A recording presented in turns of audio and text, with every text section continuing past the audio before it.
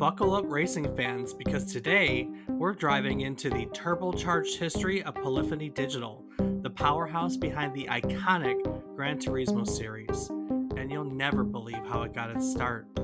Go ahead and rev your engines because we're about to hit the gas on this ride through the twists and turns of gaming history on today's trip down memory card lane.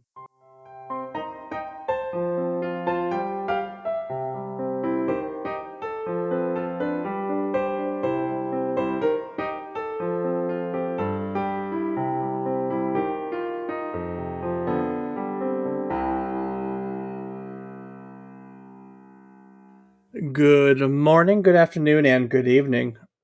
I hope these words find you well. Hello, and welcome to the 173rd episode of our video game history podcast, A Trip Down Memory Card Lane. Each week, we'll tell you a story about one topic relevant to the current week in gaming history. It can be about a game, a console, a person, just something relevant to this week. While doing so, we hope to teach you something new about the topic, what it took from the world as its inspiration, or what it gave back to the world in its legacy.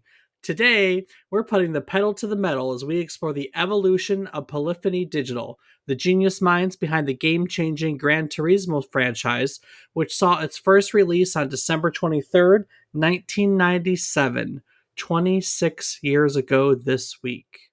I'm your host, David Casson, and alongside me is my co-driver who can't resist hitting the nitrous in every single race. He's my brother, Rob Casson. Rob, how heavy are we on the nitrous exactly? Well, Dave, I'm thinking we go to the moon and do 1,000 shot. We go to the moon? We're just going to moonshot it right off the bat. Damn straight, baby. If you ain't first, you're last.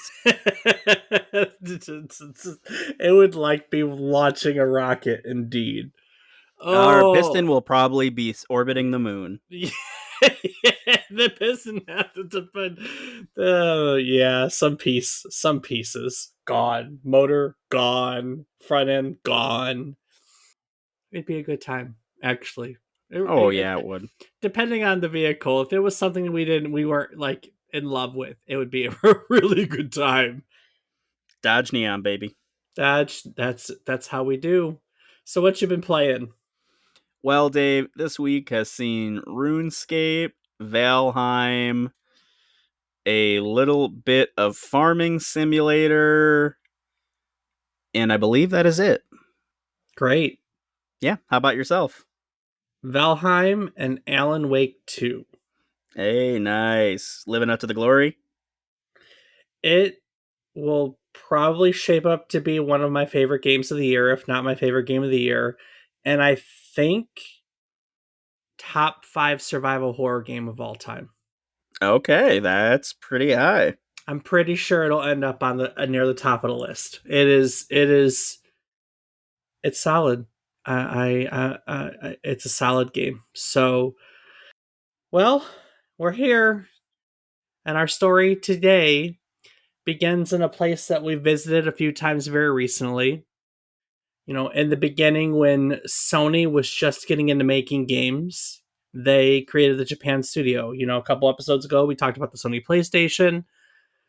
And the thing of it is, when Sony first got into video games, they weren't a video game company, not in any way, shape, or form. They were an electronics company, they were a music company, and when they had gotten into this form of entertainment, that's how they knew what to be. Like, they knew how to be a movie studio, they knew how to be a music studio. And specifically, their early foray into video games was kind of run under the umbrella of the music productions. And we kind of talked about this back in episode 164 when we discussed Shadow of the Colossus and how Team Ico came to be. You know, back then, Japan Studio was building things like their music side was. You know, on the music side of things, producers would seek out creative talent, they would build teams around them. It's the way that you build a brand around a talented musician. That's how they were building these video game development teams. So Team Ico was built around Fumito Ida, but the team of Polly's Entertainment was built around its director, Kazunori Yamauchi. So Kaz, as he's best known, had really been making games as a hobby since his high school days in the mid 80s, maybe sooner. He had gotten into making 2D games in the 16-bit era, but as real time 3D became a thing, he envisioned about what it could be, and that included in his mind a realistic driving simulator. But realistically, Kaz had been like making video games to him in the beginning was really just a hobby. In a 2013 interview, he stated, becoming a video games designer was really an accident. As a child, there were no video games. I was 10 years old when I came across my first computer. My dreams then were like so many others, to become an astronaut. And then when I joined Sony, I wanted to make films. I had used to make my own films between junior high and high school, but the department I was placed in was developing the PlayStation, and they told me to make video games. I had no idea then that I could make a living from them. All of a sudden, what I had thought was just a hobby suddenly became a job. So he came to Japan Studio and he pitched the idea for his game, a realistic driving simulator, to the executives at Sony, hoping that they would bite and he could get started making what he wanted to make right off the bat. But this was not the case. They felt that the scope was too ambitious. They felt that the concept of a realistic driving simulator had little appeal to the masses, and they weren't interested. But Kaz had a great idea. He decided to pitch a project in the racing game genre that would be easier for the executives to get behind. Now, this is the latter half of 1992. We are less than a year, months removed from the release of Super Mario Kart, which was one of the absolute best selling games for the Super Nintendo. So, right now, there is a demand for the broad appeal of kart games. Everyone's jumping on the Super Mario Kart bandwagon, right? Duh. So Kaz decides to take advantage of that. He says, "Hey, let's make a kart racer just like Mario Kart." And of course, the executives just eat it up. Heck yeah. Let's take down Mario Kart. Let's get that money, honey, right? Oh, for sure, man. Come on. But at that moment, Kaz makes a calculated decision, a great one, in fact. He decides that on the surface, they would make this cartoon kart racer, but on the inside, they would start developing a physics simulation. They would start developing his dream project. And that's exactly what Polly's Entertainment did. They hid the creation of Gran Turismo inside this cartoon kart racer. So the project was initially called Pali Pali Circus Grand Prix. The team brought in an illustrator, Susumu Matsushita, who is well known for being an illustrator with a very exaggerated American comic influence design. And even though they had that cartoon aesthetic, they were really committed to designing a realistic gameplay experience. So, in another interview, Cash says, "We're not trying to fake reality. I'd rather create the sensation of handling a remote control car, but with the kind of dynamics that you'd expect from a real car. The car suspensions actually work. We've attempted to simulate the dynamic forces as they go around corners." So I'll remind you, at this time, racing simulators were not a thing. Racers were pretty much all arcade racers. 92, I honestly think the first NASCAR PC game was 94. So we're before that. We would have had Indy 500 in 90 or 91, which I loved playing, but only to create the biggest accidents I possibly could. And it really, I mean, it wasn't designed to be a simulation. The technology just wasn't there yet for a simulation, right? So the concept of designing a game that controlled like a real car, that was something really new. No one had really done it at that point. So they're working on this kart racer, and admittedly, they don't get all the time they need to work on everything. Big shock, right? A video game rushed under development. Never. That doesn't happen. It never happens. They work on the title for a year and a half, roughly, and Sony was looking to make Pali Pali Circus Grand Prix a launch title, which, as we learned a few episodes ago when we talked about the PlayStation, was December 3rd, 1994. So the months roll by, the date approaches, and the team finds himself in a crunch. They have to rush the final 3 months of development just to meet that date, and they kind of did. It was released around the launch date, give or take a few weeks. It actually came out 2 weeks later, December 16th, 1994. It was just okay. It never rated really well. It sold all right, though. Nothing extraordinary. It was never even localized to North America. In fact, when the world was looking at the release of the PlayStation for North America and Europe in 95, the head PlayStation guy at the time, Phil Harrison, said that this title, which was launched as Motor Tune Grand Prix, it was a launch underperformer, and it wasn't indicative of any products that are coming down the line. So they didn't see this as a launch title or a title that they were planning on bringing to the United States because it didn't do well in any way, shape, or form. Despite this, a sequel was greenlit. A sequel aptly titled Motor Tune Grand Prix 2, which was actually released over here in North America, surprise, surprise, as Motor Tune Grand Prix, because they never brought the first one over to the United States. So the second one in Japan is the first one in the States. That's not confusing at all. I was trying to follow. It took me a minute to even process what you were saying, and I still don't know. So, yeah, Motor Tune Grand Prix 2 in Japan, also known as the Motor Tune Grand Prix USA edition, is Motor Tune Grand Prix 1 in North America. Like, Okay. we never got the first game in the series, and they renamed the second game in the series to just Motor Tune Grand Prix when they localized it here. All right. Well, I guess, hey, whatever works. The second one is looked at more favorably than the first. When it came over to the United States, I don't know, maybe it was car culture or whatever. It rated better. People liked it. It really did nothing of note, though. I mean, I've never heard of Motor Tune Grand Prix, have you? No. No, I have not. But it's important. Both of them are important.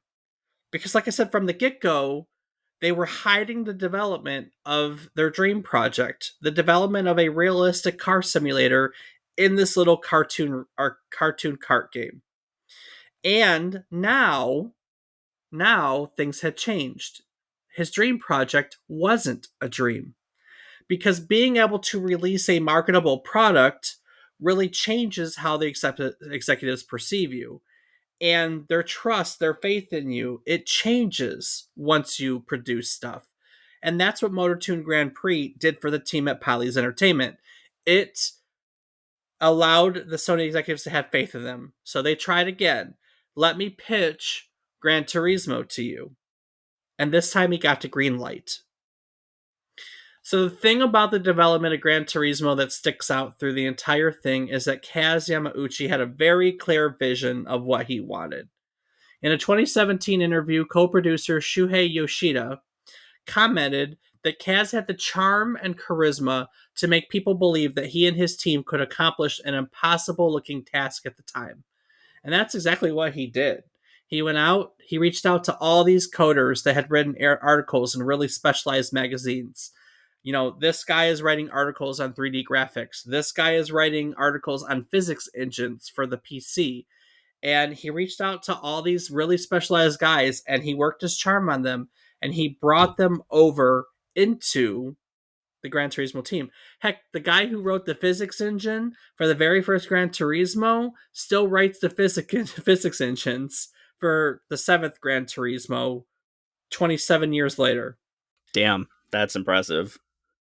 And look, this is early in game development for Sony. This is early in game development period. We're still looking at smaller development teams that aren't that big. In the case of Gran Turismo, they started out with a team of 5, and by the time they released the title, they only had a team of 20.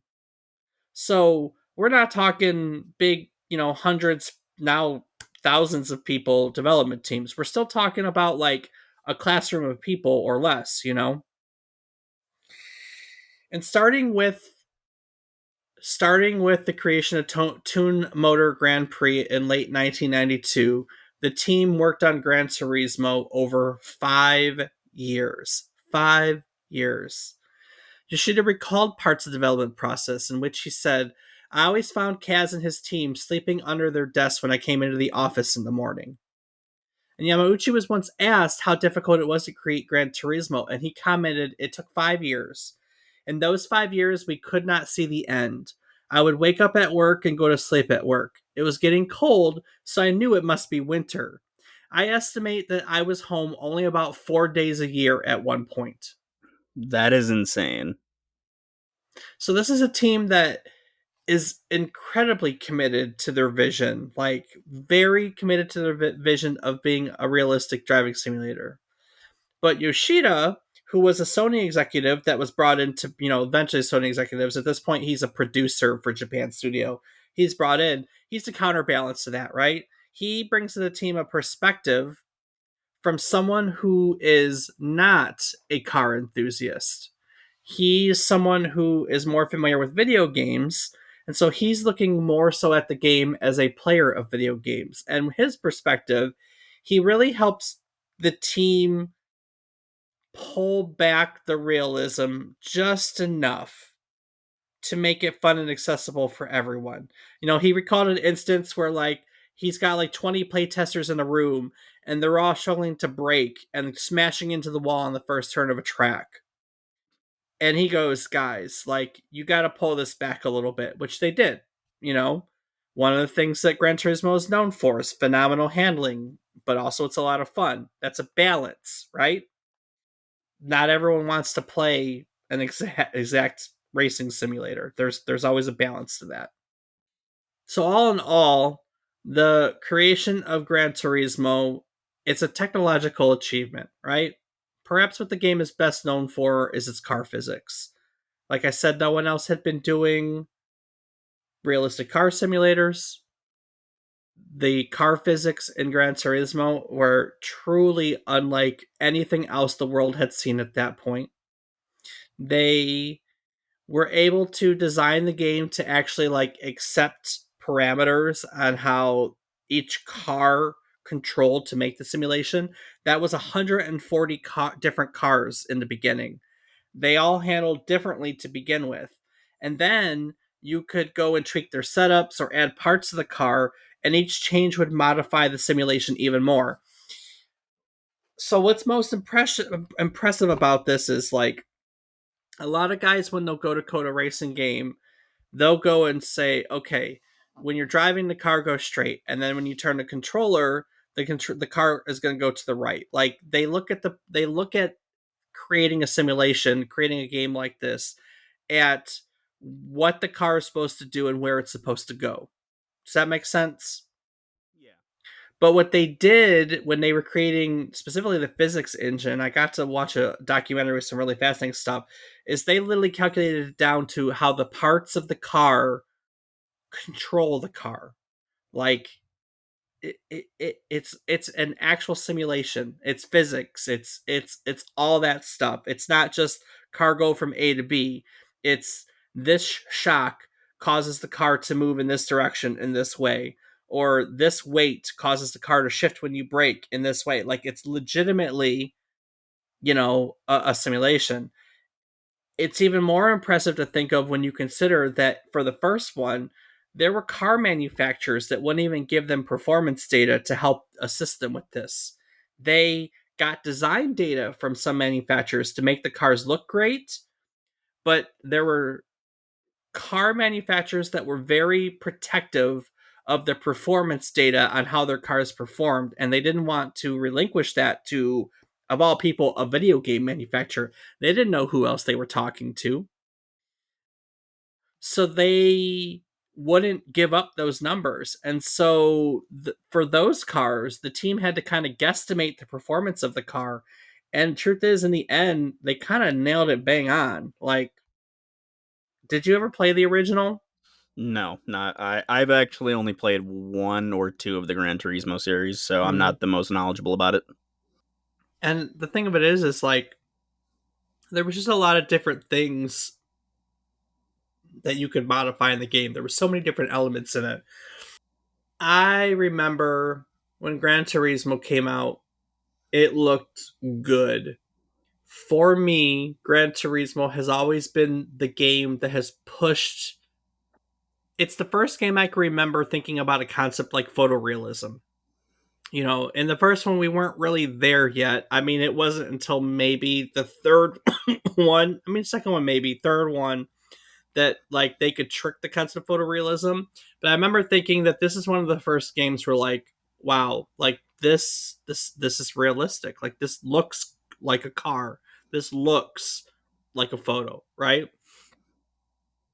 It wasn't photorealistic. We weren't quite there yet, but it was leaps and bounds over like the blocky cars that we had in just about everything else.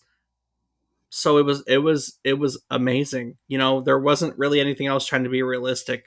We had talked about Ridge Racer recently, which is a drifting arcade racer. Arcade racers were the norm. Even like the Need for Speeds, which were trying to be realistic, weren't per se. Simulations just weren't common. On top of all the realistic cars, they nailed all these places you race in, all the different times in which you can race in them. I mean, the original Gran Turismo was really just something special. And then the gameplay itself was something really different. First of all, you have license tests, which I hated licensing tests. I hated licensing tests. It was the game teaching you how to play it while also teaching, like, pushing you to do better. You couldn't compete in certain events unless you got a license. You couldn't get a license unless you completed, certain maneuvers at certain time, with like a time attack or tracks at certain times. Like it made you learn how to drive competitively to get the license to be able to play in the higher levels of the game. So that's the license test. And then Hmm. there was progression, right? This is so common now, but there weren't any games that had done this yet. You had to race to earn money to get better cars or better parts to make your car faster. Suddenly, you have a racing game that's incorporating role playing elements into it if you think about it. You start out with a slow small car like a just something that you'd buy for $500 with the most basic license, and you basically race your way into better cars and you work your way into higher license classes. It's a simulation game with a gameplay loop that is, I mean, it's a gameplay loop. Race, get money, buy better car, win better race, get money, buy better car, win better race, rinse and repeat. Just about every other racing game was like, okay, cool, get from point A to point B. You win, great. Get from point A to point B. You win, great. I mean, look at Mario Kart, where they started with a kart racer. You get trophies, you know? As you won, to be fair to Mario Kart, like you unlocked the higher CCs, but the simulation was doing it realistically. It was kind of real, right? You earned money, you could buy a better car. That's how that's how real life kind of works. Yeah, definitely. And that's part of what I prefer about those games. It's definitely a lot more of a grind, but as we all know, with me playing RuneScape week in and week out, I love a grind. So But there were, it's sometimes hard. We talk about how hard it is to have these discussions, right? Now racing, that's a racing game, right? We play a lot of Forza does that in some way, shape, or form. I mean, they give you cars as gifts, but also like you earn money to improve your car, right? yeah, Need for Speed is another great example. That is just so commonplace, but it came here. Gran Turismo invented that gameplay loop for racing games. Hmm.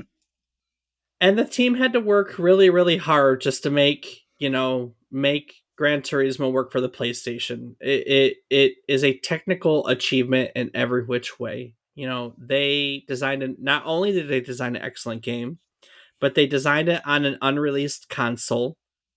And if you've listened to any of other episodes on games that are on new consoles, you know that these guys all basically have to write the book on how to make games for new systems. In the case of Gran Turismo, they had to work really hard just to get a simulation to perform the way they wanted it to on the system. in the when you develop for a new system, usually the manufacturer of said system gives you all these libraries that help you interact with their system. But in the case of Gran Turismo, they found that a lot of these libraries were slow, and they actually had to go back to writing this game in assembly code, like the basic of the basic, in order to strip out the fluff and get it to perform the way they want it to perform. Wow, To get every bit of power that they needed out of this new system. that's a lot.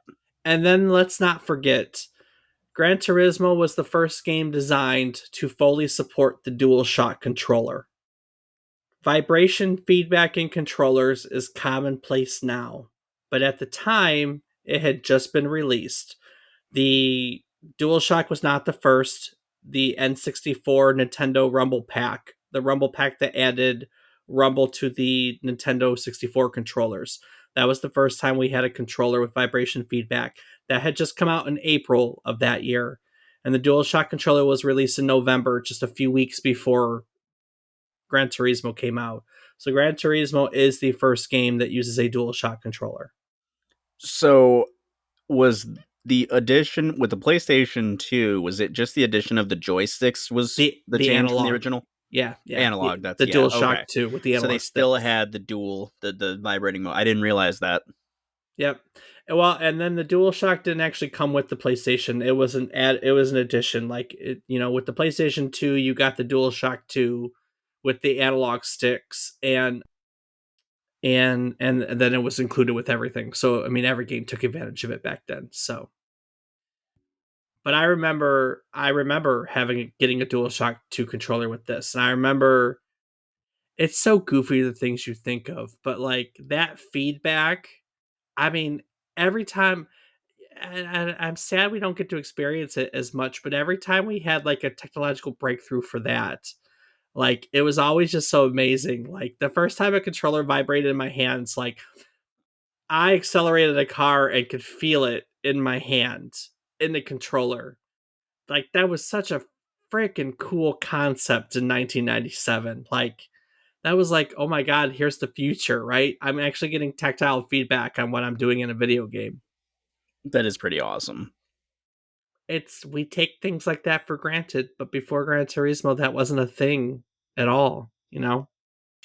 So all in all, like we heard from Kaz in the beginning, Kazunuchi, Kazunori, Kaz, the team worked on this game for 5 years. They polished it, and it was finally released to the world on December 23rd, 1997, which blows my mind. 2 days before Christmas. Can you imagine a gaming release now a few days before Christmas? Not like now, like 10 years ago when midnight releases were actually a thing. It's just crazy to think of that someone would attempt a midnight release on a video game 2 days before Christmas. Because they know people are going to go out and rush for it for mad. It's all the kids are talking about. Oh, you got to get this. You got to get this. Come on. It's releasing just for Christmas. It'll be the perfect gift. Yeah, I mean, it just goes to show if you make it and it's good, people will show up for it. So, Speaking of which, speaking of which, are you looking to make your own great content? Maybe start your own podcast, educate the world on something you're very passionate about? If so, look no further than the all in one podcasting suite provided by our friends at Zcaster to help you get started. with Zencaster, it's super easy to record a podcast. Everyone logs in using their web browser, and you just start recording a high quality podcast right away. It also allows you to record up to 4K video with your guests, if video is how you'd like to present yourselves. And with Zencaster's multi layered backups, you always have the highest quality recordings, even if the connection is unstable. And with Zencaster, you never have to worry about what you sound like. Zencaster's post production process makes you sound buttery smooth. It automatically removes all those ahs and ums, removes those awkward pauses in conversation. You can set the right podcast loudness, reduce background noise. All of this is done with a single click of a button. And if the thought of podcasting overwhelms you because you think you need tons of different tools and services, relax. Those days are over. With Zencaster's all in one podcasting platform, you can create your podcast all in one place and distribute it to Spotify, Apple, and other major destinations. So if you'd like to start your own podcast, maybe you have one you're looking to take it to the next level, we've got a deal for you.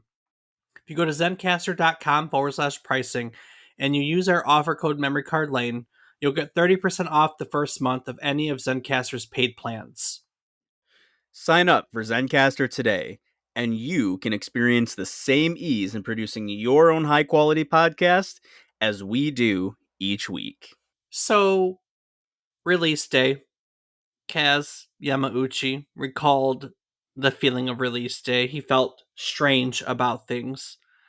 I just kind of watched in disbelief as people bought our game, he said. I think at the time there was no room left to feel accomplishment. We were happy, but we just couldn't believe it. We worked on the first Gran Turismo for a very long time. It really felt like the game belonged to the team.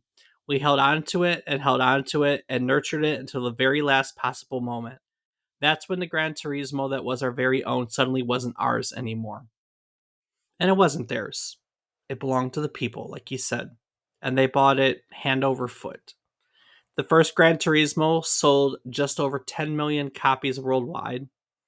It has an aggregate rating on Metacritic of about a 96 out of 100. So very sold very well, incredibly well received video game. That is awesome. One of the highest rated racing games period in the history of when they've been rating games. So the success of Gran Turismo allowed the team of Polly's Entertainment to reestablish themselves as an independent studio named Polyphony Digital. Almost immediately, the team got to work on their next project. Well, their next few projects, to be fair. One, of course, was a sequel, Gran Turismo 2, and we'll come back to that in a moment. We'll circle back around. But the other is a three-dimensional shoot 'em up called Omega Boost. It rated well, but it was released late in the PlayStation's lifespan. It came out in April or September of 99, depending on which country you lived in. Some say it has the best graphics on the PlayStation. Really, no surprise because great graphics is what Polyphony is known for.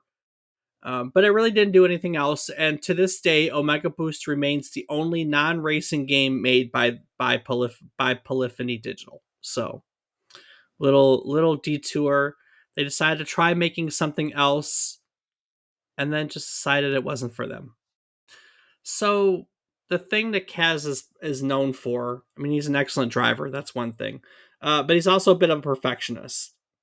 In a 2010 interview, he was asked, "Why do you keep doing it?" Meaning, why do you keep making Gran Turismo games? And 2010, at this point, they have just released or about to release the fifth Gran Turismo. And Kez says, every time it's the same for me. I'm usually pretty frustrated when a version comes out. Right after the release, I think we should have done this or should have done that. A game release is not a very happy time for me. When a new title comes out, I look to the next one to fix it. So there you go. He takes that motivation and keeps like immediately working on the next iteration in the Gran Turismo series. I mean, hopefully, still feeling quite a lot of pride in what he's already accomplished, not just looking at the bad. I mean, Eh, damn. Admittedly, the production of Gran Turismo 2 wasn't perfect. They did that whole gotta get it out for the holiday deal for holiday of 1999.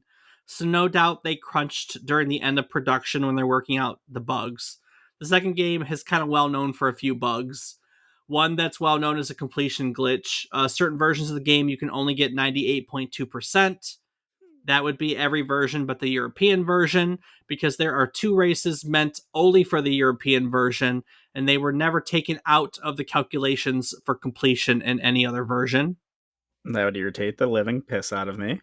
There's another glitch in one of the endurance races in which a 680 horsepower car shows up to race against cars with a 280 horsepower restriction. Okay, so it's an easy win. So totally easy win. But there were good things about Gran Turismo 2.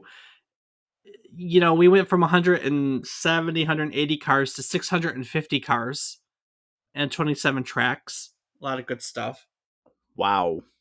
For Gran Turismo 3, we got the series introduced to the next generation of consoles. That'd be the first one for the PlayStation 2. As a result, everything is better graphics, physics, sound, the cars, AI, absolutely everything is an improvement. They had to pull back content to make that happen. It goes back to the 180 cars and less amount of tracks. All of that content they had to rebuild. It's much more highly detailed. But when you're doing it, that kind of work, you can't always do it at the same volume. But they took what they learned with Gran Turismo 3. They put all that work back into Gran Turismo 4, the next installment in the PS2. When it was released in December of 2004, it had 721 cars and 51 tracks. It was a smashing success. It sold over 11 million copies. It's the third best-selling game on the PlayStation 2. I should note that its predecessor, Gran Turismo 3, is the second best-selling game on the PlayStation 2. Rob, what do you think the best-selling game on the PS2 is? I'm gonna guess that it was one of the Grand Theft Autos. It was one of the Grand Theft Autos. It was San Andreas. Yeah, I'm not surprised. Yeah, Those, definitely. um, Yeah, I know. I know. So the third and the first versions are also unique. They got these preview versions released in Japan. Starting with the fifth one, we got like it's called Gran Turismo 5 Prologue, but there was prologues, so to speak, released for Gran Turismo 3 and Gran Turismo 4 in Japan. Gran Turismo 3 also had some like specific manufacturer versions that were made and sold in Japan that were distributed at like car shows too. oh, it's like it'd be like Suzuki branded or Yeah, Nissan oh, Tokyo, yeah, stuff like that. So neat. yeah, so the third and fourth one got these demos, these prologues that became a thing for pretty much the rest of the series. They've done that. In 2006, they took Gran Turismo 4 and they used it as the basis for a motorcycle racing game, which is called Tourist Trophy. That's all. That's about that. They Fair brought enough. this. I mean, it's Gran Turismo with motorcycles. That's the only way to put it. And they've only made one, so it kind of goes to show you the popularity of it. Mm-hmm. I mean, it's Gran Turismo 4 with motorcycles. They did a PlayStation Portable Gran Turismo in 2009. Yep, that's one of the ones that I played. Still actually have it to this day. If I actually, Nice. ironically enough, it is one of the two games within reach of me for my PlayStation. So, yep, I'm staring right at it. So, yeah, PSP Gran Turismo. Neat. 2010 brought us Gran Turismo 5 for the PlayStation 3, introducing it to that generation of consoles. It has over 1,000 cars, 77 tracks set in 29 different locations. The technology of the PlayStation 3 let them add a bunch of things. This one has dynamic time and weather effects for the first time. You get online racing for up to 16 players for the first time, thanks to the PlayStation Network, which was now a thing. Also, they added the licensing for the World Rally Championship, for NASCAR, and for Super GT car licenses. So those are all things at that point. Yeah, you definitely weren't lying. He just snapped me his disc. It's definitely the Gran Turismo PSP disc. Told you that Metal Gear Acid, which is That's hilarious because I still have never played that one. that's fantastic. So yeah, so you could race NASCAR for the first time, which I know some people that were excited for that in GT5. Like I said, GT5 has a prologue that was released. Usually they released a prologue version a couple years into development, but a couple years before they released the full version. So it's like hey, we're making a new Gran Turismo. Here's 100 cars to tie you over until the next one. So, a quick question, and I think that you answered it there with that mentioning like the NASCAR and Super GT. So, they still do the licensing system even in the newer ones. Oh, they do still do the licensing system, but in this instance, when I'm referring to a license, it's that they've never included those cars before GT5. So Oh, you mean the license to be able to include them in the yeah, yeah, game? yeah, yeah, yeah, Okay, I yeah. understand now. Also, I think that you have to earn specific licenses to race in those specific championships in the game. So I think it's column A and column B. but don't hold me to that because I haven't played GT5 in a long, long time and I don't remember it very well. But Fair enough. that was the first time you saw rally cars, world like WRC cars, NASCARs, or NASCAR Stock cars, cars. stock cars, or Super GT cars in any of the Gran Turismos. So it is the second best selling PlayStation 3 game. Also, the second best selling game in the series altogether. Since we're on that topic, what do you think the best selling PlayStation 3 game is? Hmm. Wouldn't happen to be Grand Theft Auto again, would it? Yeah, it'd be GTA 5. And if you want to go PS4, you want to guess? It's actually it's not probably, but I have no clue. I didn't even think to look it up, but I wouldn't be surprised if it was still GTA 5. 2013 brought us Gran Turismo 6 with even more content. They took what they did in GTA 5 and they blew it up. In 2017, we got Gran Turismo Sport, which was basically Gran Turismo Prologue for 7. It's more focused on online racing. They added FIA licensing in Gran Turismo Sport. What else? It was basically a prologue, lesser cars, more focused on the online. Like I said, they've added a lot of updates to it. So, like in the beginning, they started with 100 cars, and now I think there's 300 and some cars in GT Sport. But it is more of a prologue. It is more of a prologue.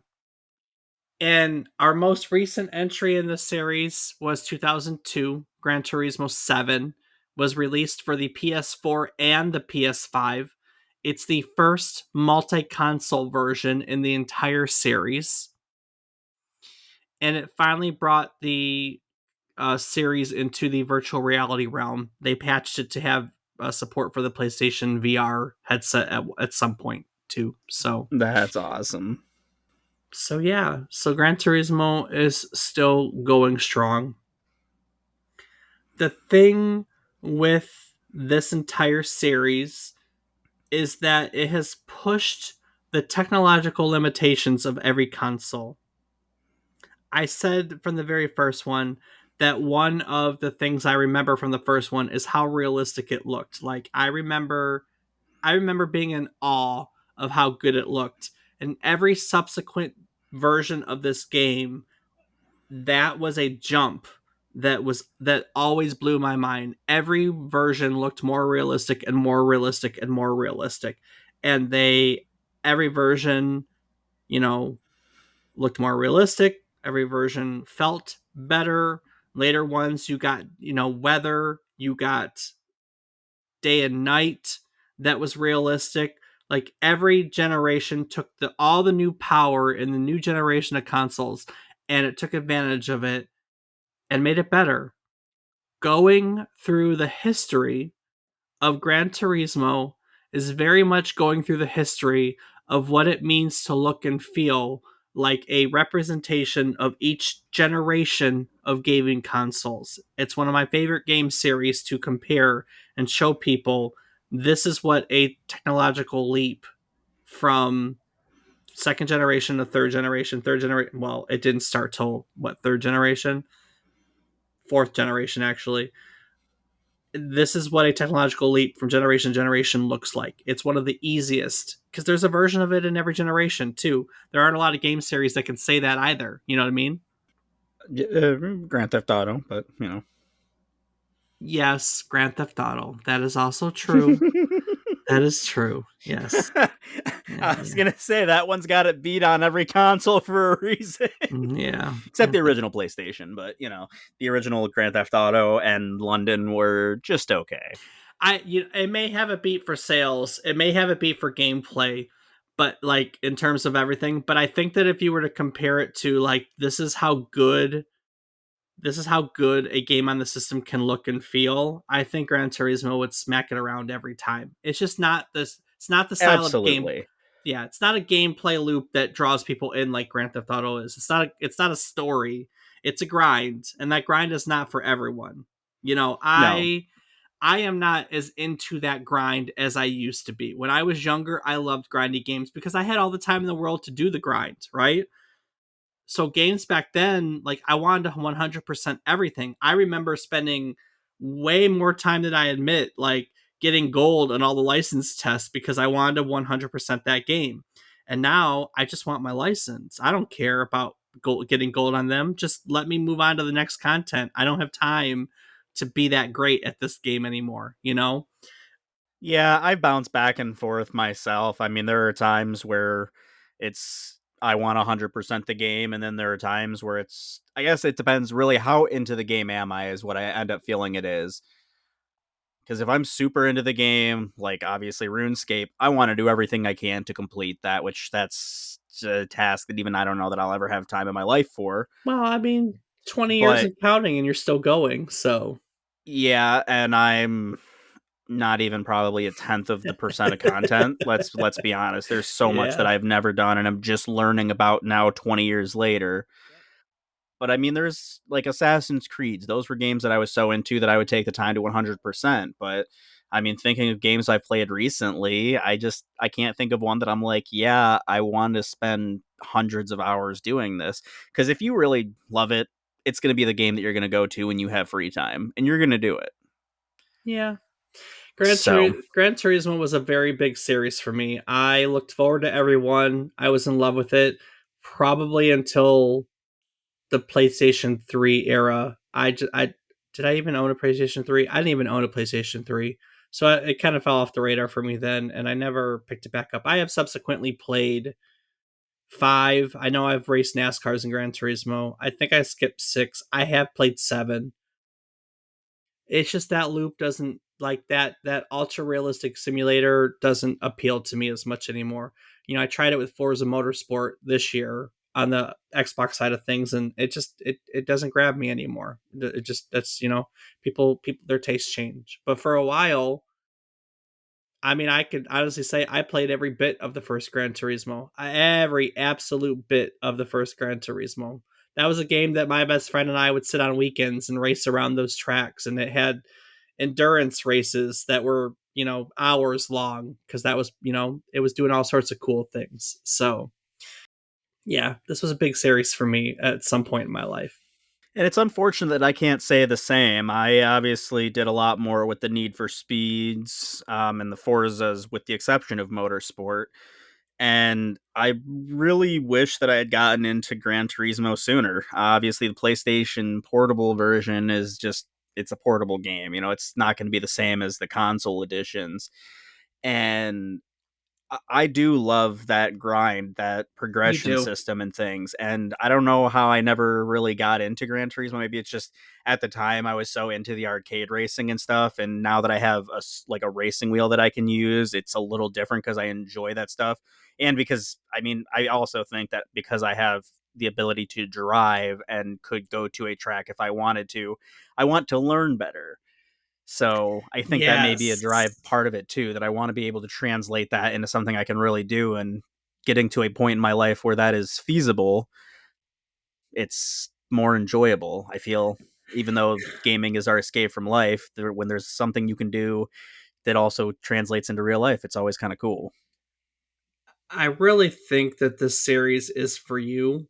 I still think to this day it's probably the golden standard for racing simulators, at least for me. I know there's a lot of good ones. I know that iRacing tries to be one on the PC side because, Gran Turismo has never switched over to the PC to anything but PlayStation exclusivity.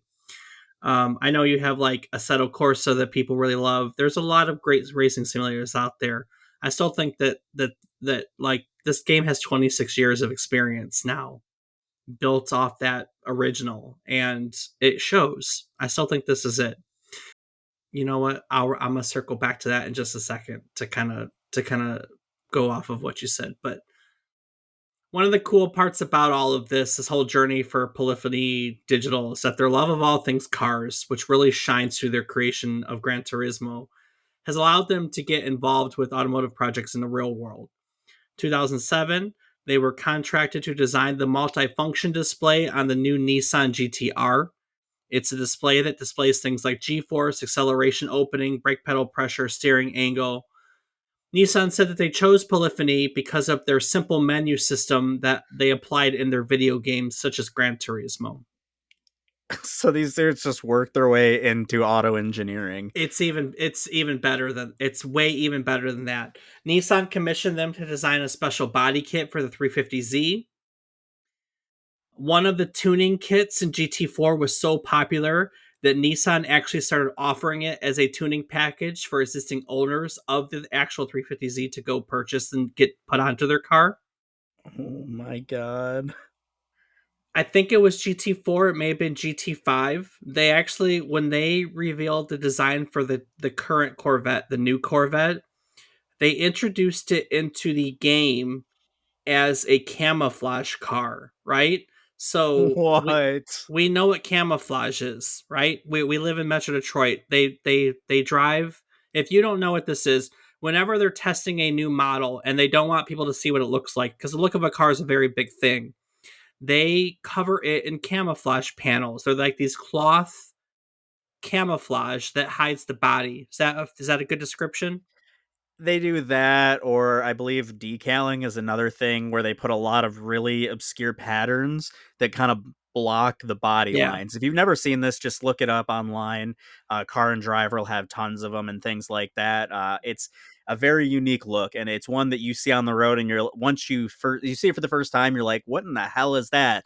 But like Dave said, being in Metro Detroit, where a lot of the big manufacturers are, you get used to it pretty quick. So when they were getting ready to unveil the new Corvette, like months before they actually unveiled it, they brought it into Gran Turismo as a camouflage car. It was the car, it was camouflaged, and it actually had the performance data of the new Corvette. And then when they unveiled it, literally at the moment they pulled the camouflage cover off at the car show, they took the cover off of the Corvette in the actual game too.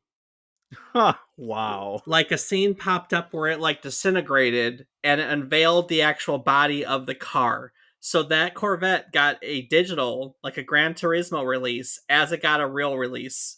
Holy shit, that is incredible. And there are special versions of cars. Nissan has what's called the Nissan Motorsports, Nismo editions, which are largely inspired by Gran Turismo. And we're going to get Nissan and Gran Turismo have a fantastic relationship. I'm going to get back to more of that in just a second. But they have actually, manufacturers have taken their prototype data and put it into Gran Turismo to test things out because it is such an accurate representation of the real life performance of a car, which again, hold that thought. You're going to love the rest of this. So so Yamauchi Kaz, can't get his name. I don't know why. It's Kazunori Yamauchi. He's still the CEO of Polyphony, right? He's still going strong. In order to aid with the development of the original Gran Turismo, he had to learn how to race cars, like actually race cars. And that has branched into an actual racing career. In August of 2009, he joined the World Car Awards team at the Nürburgring Endurance Series. He drove a Lexus ISF. He clocked a 10-minute 9-second lap, which was best on his team, and his team recorded a class win. Later that year, he joined the 25 Hours of Thunderhill in a Honda Civic Type R. The team had all sorts of technical issues, so it wasn't a great outing, but that didn't dissuade him. In 2010, he took part in the 24 Hours of Nürburgring. They brought over the Lexus ISF in 2010. They placed 59th overall and fourth in class. In 2011, they took that fancy Nissan GT-R to the track. They placed 36th overall and first in their class. And they repeated a class win in 2012. To be fair, in 2012, because the GT-R is a turbo engine, it's an SP8, naturally aspirated turbo engine, SP8T. There were only two SP8T cars in 2012. Not a great feat to win your class, but they did it anyways. At least they didn't come in second. You know what I mean? Yeah. In 2013, they brought a specially tuned GTR, which bumped it up a class to SP9. They were less than competitive there. They were 135th overall and 22nd in their class. 2014, they were 14th overall and 11th in their class. And in 2016 in Nürburgring, he got to drive a BMW M6 GT3 around that track. He finished 22nd and 18th in his class. And what's crazy about all that is all of his driving experience comes from Gran Turismo. That's insane. About 10 years ago, they produced a documentary that I watched. It's called Kaz Pushing the Virtual Divide. And in it, he literally says he learned to drive from the game, and it all kind of went hand in hand. He gained the experience from making the game and was surprised to find that when he finally got into one of these race cars, that the simulation was really close to the actual feeling of being in a race car, like of racing a car. And then in turn, as he learned to race, and he's a really good driver. There are multiple people that were like, "Boy, we were surprised when that man got behind the wheel." He took that racing experience and he put it back into the series. So video games aren't your thing. Just to kind of speak to this more, Gran Turismo drove its way into the box offices. They released a Gran Turismo movie earlier this year, and Gran Turismo tells a true story of a teenage Gran Turismo player who becomes a professional racing car driver by competing through the GT Academy. And this is what I wanted to circle back to. So, the GT Academy, have you ever heard of the GT Academy before? Never. It was a TV show that was on, I don't know where, from 2008 to 2016. And basically, skilled Gran Turismo players could earn an opportunity to race for Nissan. And the Gran Turismo movie is the true story of one of the racers doing it. But every year they had someone do it, and they took them, like, they qualified by racing like GT6. This is the GT6 era when that show was on. So they had to qualify by racing online and posting like some of the best scores, and then they'd bring them and make them compete together. And then they would actually take them to a racing academy called the GT Academy, and they would put them through the paces in an actual racing academy. And what they were finding was that these guys who were playing Grand Theft Auto, Gran Turismo, I was like, GTA. These guys that were playing Gran Turismo at the level that they needed to be to make it into the academy were just as good as guys who had been racing 10, 15 years. And what? so they brought all these guys in, and every single one of them, I mean, none of them are like, racing in the series that we're used to, right? Like F1 or NASCAR or anything like that. But they're racing in these like offshoot series, like the FIA series and the World Cup series and things like that.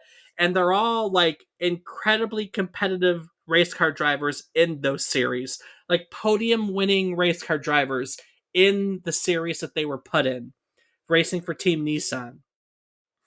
And so, like, it's true. Gran Turismo is a very accurate simulation.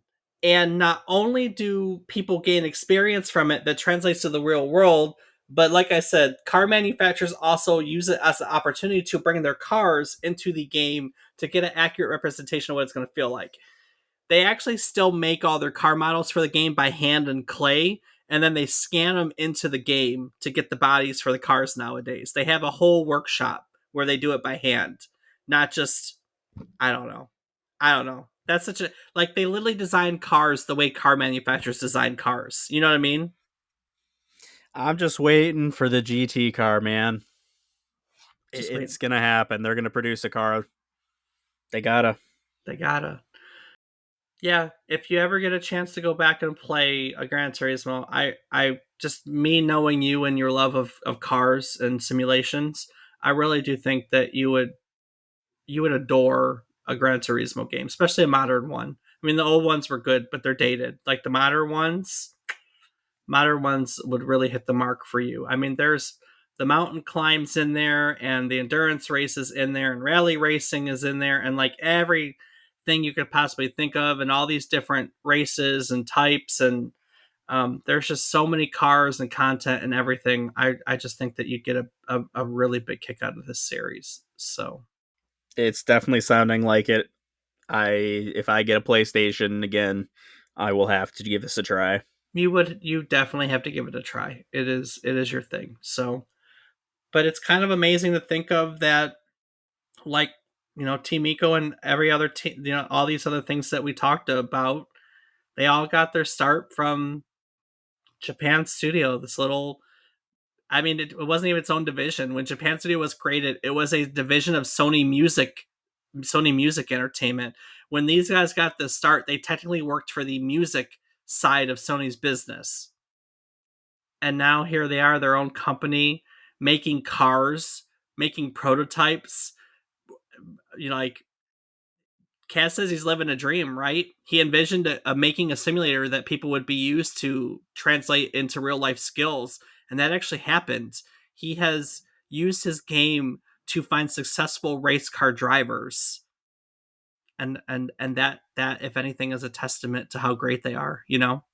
No, absolutely. He hit the mark right on the head and He definitely had hit a the mark. fantastic team behind him to help make it all happen. He did. He did a lot of the core of the team is, well, I mean, there's some guys that are still there, like I said. So if you want to check out the episodes on the other studios from Japan Studio or on the Sony PlayStation themselves, this all came from the same time period. Of course, you can find our old episodes at our website at www.memorycardlane.com. Rob, what else can people find on our website? Well, Dave, people can find a calendar of future episodes. You can find links to our Discord where you can come hang out with Dave and I. You can find links to our Patreon where you can help support Dave and I in the production of this podcast and get access to both unedited and ad-free episodes. And you can also find links to our social media where I am on several platforms as Rob_O_Raptor and Dave. I can be found on various platforms as David is wrong. Each week, we tell you the story about one topic relevant to the current week in gaming history. While doing so, we hope to teach you something new about the topic, what it took from the world as its inspiration, or what it gave back to the world in its legacy. Whole lot in this one. One of the nice things about doing this podcast every week is that, in order to bring all this information to you, we do more than our share of research and we always learn things. So, in recognition of this whole learning teaching, we like to teach things cycle. We like to talk about what we learn. So, Rob, what did you learn today? I learned a whole hell of a lot. This game series obviously didn't really click with me when I was young, and I didn't realize how big Gran Turismo was. I learned today finally what the hell a Nismo was because I've seen that for so long and I've never understood it. And I was just like, oh, cool, they got a Nismo car in here. That's cool. But I now finally understand what the hell that means. I think it's fantastic that Kaz went and became a race car driver to help Yeah, translate back into the game. I mean, this is just chock full of incredible things. So, just fantastic. So that's those are my big takeaways of the week. How about you, Dave? I love the fact that they hid the production of Gran Turismo in Motor Tune Kart Racing or whatever it was called, Motor Tune Grand Prix. I That fascinates me to no end. Kaz knew what he wanted to do from the very beginning. He didn't take no for an answer, and they hid the beginning, the initial development of this game in another game. They started writing the physics engine for Gran Turismo in Motor Tune Grand Prix, and just the fact that they did that, the fact that they hid the development of this game inside these other games, waiting for a chance to make the game they wanted. I'm just I'm in love with that concept. I think it's so cool. That is extremely fantastic. I just think that just gets me every time. And then yeah, there's a lot of great other stuff in here. I wasn't kidding. Like this series is always the mark by which you can see where the technology of the time stands. Every single time. It's fantastic for it. I'm sure someone's made a video on YouTube. I didn't go look, but you should go look, like comparing all the versions of Gran Turismo. So all right, Rob. Well, that'll do it for our Gran Turismo episode. Yay! Yay. And before I look at next week, is there anything you'd like to add to today's episode? Well, Dave, as always, we do want to take one quick moment to say thank you so much to all of our listeners. It means the world to us to have you here, and we hope that you enjoy learning and finding out cool little facts about video games. Absolutely. Absolutely. All right. Well, if you're a longtime listener to this podcast, you know that for the last week of the year, every year, we cut ourselves some slack. It's the only time I cut us some slack. Our last episode is always just, it's a fluff episode. We look back at the past year. We look forward and talk about what we have going on for next year. It's a short episode, just a nice short year in review. So, same time, same place. Join us again next week as we look back at our own year in history on yet another trip down memory card lane. Do the thing. Skibby dip dap dap dap dap dap doo doo doo doo doo.